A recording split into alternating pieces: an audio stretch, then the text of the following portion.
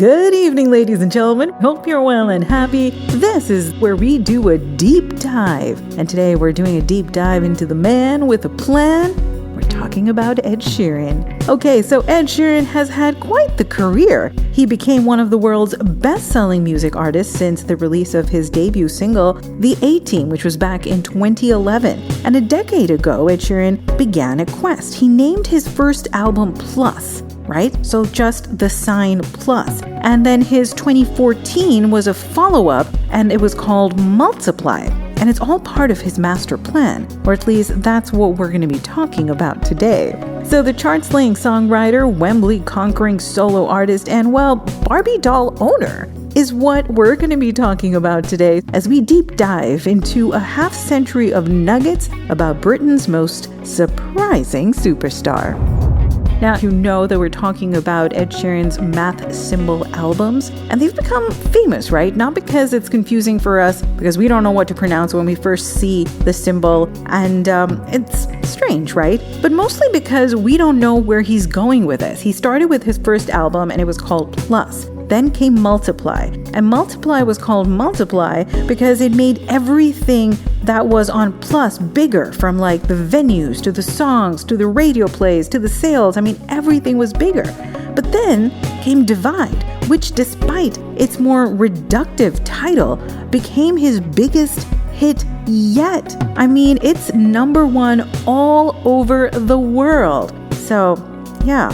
He then chose not to call his next album Subtract. Instead, he went for a more harmonious Equals, which came out in 2021.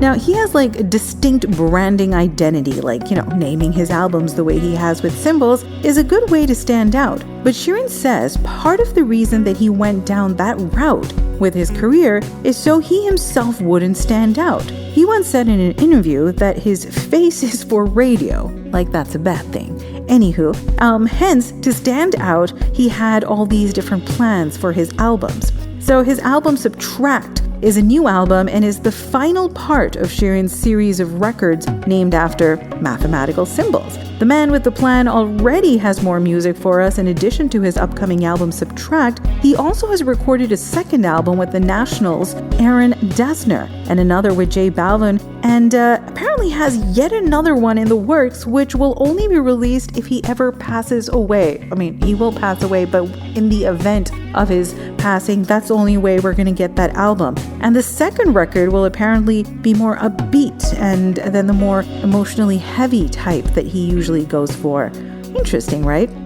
He already has an idea for another series of 5 records with titles based on symbols. Now, they could be, I don't know, he doesn't say what kind of symbols. It could be emojis, they could be road signs, he could be something like Prince, and we won't know what the heck to say. But, that's what he's going to be doing. Also, did you know that Ed Sheeran's cat probably has more Twitter followers than you and me and everyone we know combined? That's right, in 2014, Ed Sheeran created a Twitter account for his kitten Graham, who notched up 71,000 followers almost overnight, just for sitting on a guitar, demanding milk, or proudly telling the world every time it pooped in the bed.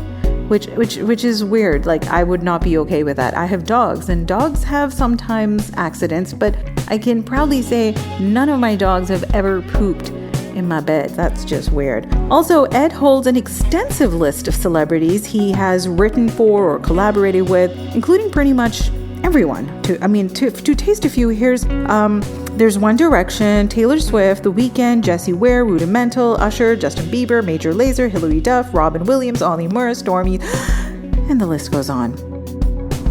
Also, did you know that Ed Sheeran had a stutter when he was a child? That's right, he claims that Eminem's music helped him cure his stutter. So after being completely unsuccessful with speech therapy sessions when he was 9 years old, learning the rapper's fast and melodic lyrics back to front enabled him to get rid of his stutter by the time he was 10.